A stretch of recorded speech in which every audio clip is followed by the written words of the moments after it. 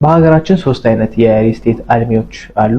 የመጀመሪያው ኢንዲፔንደንት የምንላቸው ወይም ደግሞ ከመንግስት ምንም አይነት ድጋፍ ሳይፈልጉ በራሳቸው ከዚህ በፊት ሪል ስቴት ዲቨሎፐር ለመሆን የተቀመጡ ሪኳየርመንቶችን አሟልተው ወደ ስራ የሚገቡ አልሚዎችን ኢንዲፔንደንት እንላቸዋለን። ሁለተኛ ደግሞ ከመንግስት የመሬት ድጋፍ የሚደረግላቸው ዲቨሎፐሮች ናቸው።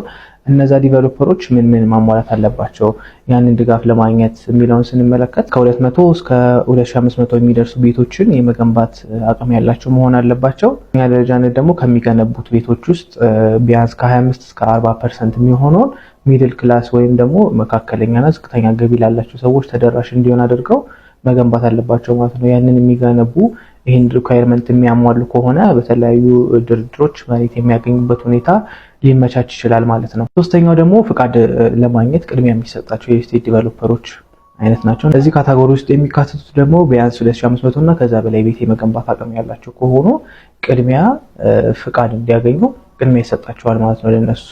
ነገር ግን ይሄኛው ብዛት 2500 ቤት የተባለው እንደየቦታው ይለያያል። አዲስ አበባ ላይ ከሆነ ነው ይሄኛው። ክልል ከተሞች ላይ ያደጉ ያሉ ቦታዎች ላይ ከሆነ እስከ 500 ቤት መገንባት ያለባቸው፣ በጣም ትንንሽ ከተሞች ላይ ከሆነ ደግሞ ቢያንስ ከ250 እና ከዛ በላይ ቤቶችን መገንባት አቅም ያላቸው ሰዎች ፕራዮሪቲ ይሰጣቸዋል፣ ቅድሚያ ይሰጣቸዋል። ይሄንና መሰል መረጃዎች እንዲደርሳችሁ ይሄን ፔጅ ፎሎ ማድረግ አይርሱ።